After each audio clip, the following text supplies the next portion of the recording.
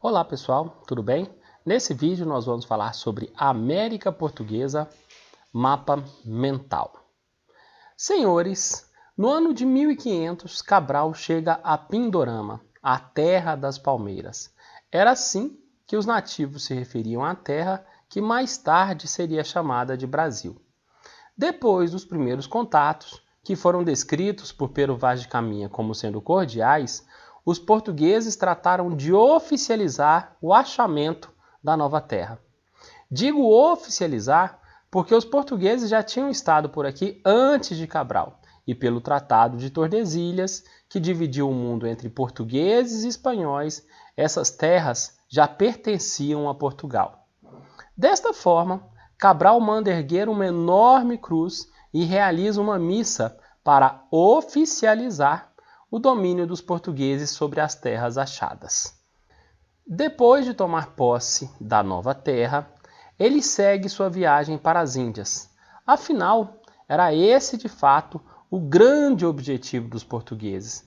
Eles viam o Brasil apenas como um ponto de apoio nessa grande travessia. Então, qual seria o futuro do Brasil?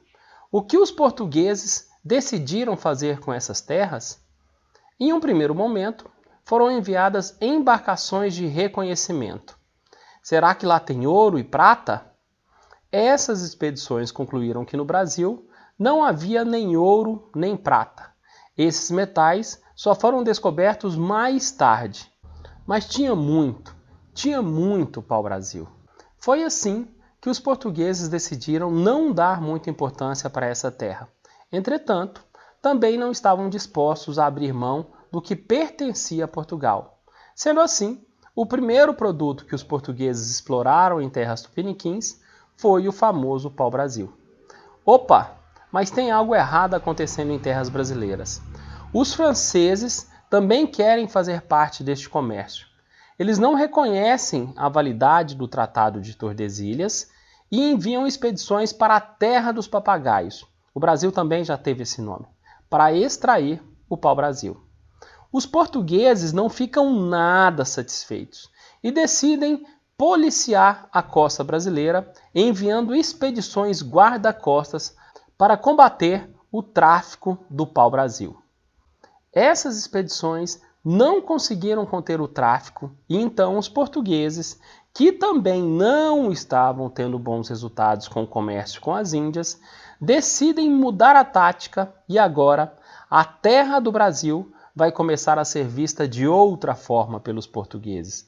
Ou seja, por razões estratégicas e econômicas, vai ter início o processo de colonização do Brasil.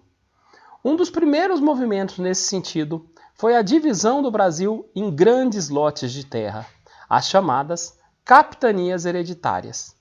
Os carinhas, os donatários, que recebiam esses lotes, tinham a obrigação de promover a economia, povoar suas terras e defendê-las de ameaças externas. A verdade é que a ideia das capitanias fracassou. Das 15, somente 2, a de São Vicente e a de Pernambuco, prosperaram. E prosperaram graças à indústria açucareira que começava a se firmar na colônia. Diante desse fracasso, os portugueses resolvem centralizar o poder. Tem início a fase dos governos gerais. Fidalgos portugueses virão com a missão de colocar ordem na casa e fazer com que a colônia comece a dar resultados econômicos. Vale dizer que nesse momento da história, as relações entre os nativos e os portugueses começam a azedar. Outra questão a ser mencionada, e que vai ter relação direta com a vinda dos indígenas, é o fato de que os jesuítas, os soldados da Companhia de Jesus, que desenvolveram um papel importantíssimo na história do Brasil, desembarcaram por aqui nesse período. Mas nem tudo são flores. Os franceses continuam a incomodar. Na verdade, estão incomodando mais do que nunca. Agora eles não querem somente o pau-brasil, querem a própria terra do Brasil. E por isso fundam uma colônia por aqui, na região do Rio de Janeiro, a chamada França Antártica. Os portugueses conseguem reagir e depois de muita luta e da atuação dos jesuítas, expulsaram os franceses dessa região.